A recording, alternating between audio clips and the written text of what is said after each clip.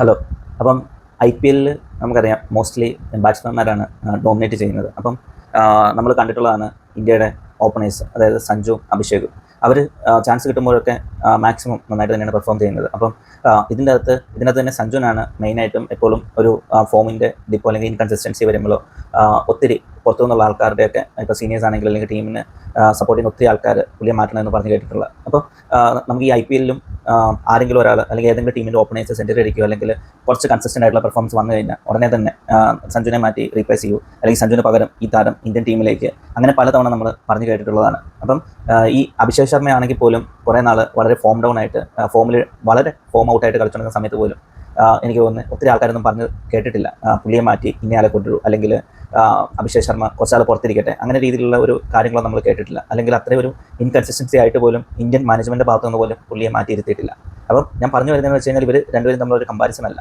അപ്പം ഇപ്പം ഇന്നലെ നമ്മുടെ അഭിഷേക് ശർമ്മ സെഞ്ചുറി അടിച്ചിരിക്കുന്നു. പുള്ളി 135 നോട്ട് ഔട്ട്, അതായത് ഈ IPL-ലെ ഏറ്റവും ഹൈ സ്കോറാണ് പുള്ളി നേടിയിരിക്കുന്നത്. അപ്പോൾ കഴിഞ്ഞ വർഷവും പുള്ളിയായിരുന്നു IPL-ലെ ഏറ്റവും ഹയസ്റ്റ് സ്കോർ നേടിയ കളിക്കാർ, അതായത് IPL ആ ഒരു ടൂർണമെൻറ്റിലെ ഹൈ സ്കോർ. അപ്പോൾ നമുക്കറിയാം സഞ്ജു ഈ IPL-ലെ ഏറ്റവും ആദ്യത്തെ സെഞ്ചുറി നേടിക്കൊണ്ട് വരവ് അറിയിച്ചിരുന്നു.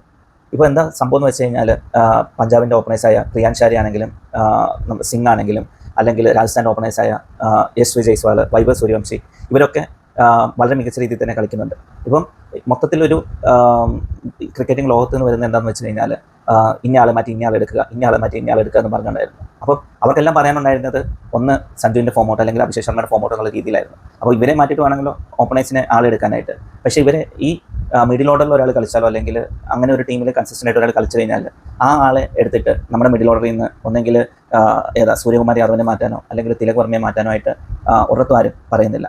കാരണം അതങ്ങനെയാണ്, എപ്പോഴും ഓപ്പണേഴ്സിനാണ് കൂടുതൽ എന്താ പറയുന്നത്, കൂടുതൽ അറ്റൻഷൻ കിട്ടുന്നതും കൂടുതൽ മാധ്യമ ശ്രദ്ധ കിട്ടുന്നതൊക്കെ. കാരണം അവർക്കാണ് കൂടുതൽ ബോളുകൾ നേരിടാനുള്ള അവസ്ഥ ലഭിക്കുന്നത്, അവരാണ് പവർ പ്ലേയിൽ അറ്റാക്കിംഗ് പ്ലേ നടത്തുന്നത്.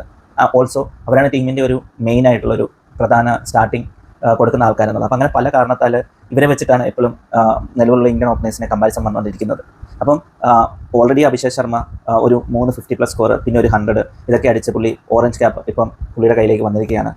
സഞ്ജു ആകട്ടെ ബാക്കി സീസണിൽ നിന്ന് വ്യത്യസ്തമായിട്ട്, അതായത് സാധാരണ സഞ്ജുവിൻ്റെ കളി എന്ന് പറയുന്ന ആദ്യത്തെ ഒരു 7 കളി എടുത്തു കഴിഞ്ഞാൽ പുള്ളി ഇപ്പം ടോപ്പ് 5 അല്ലെങ്കിൽ ടോപ്പ് 5 തന്നെ വരേണ്ടതാണ്. ഇപ്പോൾ ടോപ്പ് 10 നിന്ന് ജസ്റ്റാണ് ഔട്ടായിരിക്കുന്നത് ഈ റീസെൻ്റ്ലി കളികളിൽ നിന്ന്. ഇപ്പോൾ സാധാരണ ടോപ്പ് 5 വരേണ്ടതാണ് ആദ്യത്തെ 7 കളി. അത് കഴിഞ്ഞാൽ പിന്നെ പുള്ളി 7 കളി കഴിഞ്ഞാൽ പിന്നെ ഒരു ഉഴപ്പി പോലത്തെ ഒരു സ്കോറാണ് വന്നുകൊണ്ടിരുന്നത്. അതായത് എപ്പോഴും പുള്ളിയുടെ ടാലി എന്ന് പറയുന്നത് 350 അല്ലെങ്കിൽ 450 ആ റേഞ്ചിലാണ് പുള്ളിയുടെ ടോട്ടൽ റൺസിൻ്റെ ടാലി വന്നുകൊണ്ടിരിക്കുന്നത്. പക്ഷേ ഇത്തവണ അതിൽ നിന്ന് വ്യത്യസ്തമായിട്ട് ആദ്യത്തെ 2-3 കളി പുള്ളി വളരെ ചുരുക്ക സ്കോറിൽ വന്നിട്ട് പിന്നുള്ള കളിയിൽ സെഞ്ചുറി അടിച്ചു. അത് കഴിഞ്ഞ കളിയിൽ 40+ സ്കോർ, പിന്നെ വീണ്ടും താഴേക്ക് അത് കഴിഞ്ഞുള്ള കളിയിൽ ഒരു സിംഗിൾ ഡിജിറ്റ് സ്കോർ. അങ്ങനെയാണ് പുള്ളിയുടെ സ്കോറിംഗ് പോയിക്കൊണ്ടിരിക്കുന്നത്. അപ്പം ശരിക്കും പറഞ്ഞു കഴിഞ്ഞാൽ നമ്മുടെ ഇന്ത്യൻ ഓപ്പണേഴ്സായ കറൻ്റ്ലി ഇന്ത്യൻ ഇൻ്റർനാഷണൽ ഓപ്പണേഴ്സായ സഞ്ജുവും അഭിഷേകും വളരെ നല്ല രീതിയിൽ തന്നെയാണ് കളിച്ചുകൊണ്ടിരിക്കുന്നത്.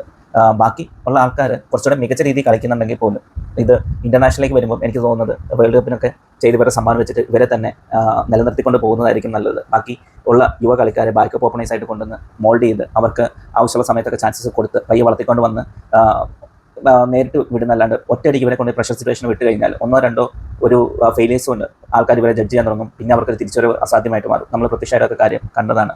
പുള്ളി എങ്ങനെ വന്നൊരു കളിക്കാരനാണ്, ഇപ്പോൾ എങ്ങനെയായി മാറി എന്നുള്ളത്. അപ്പം നമുക്ക് എന്തായാലും നോക്കാം.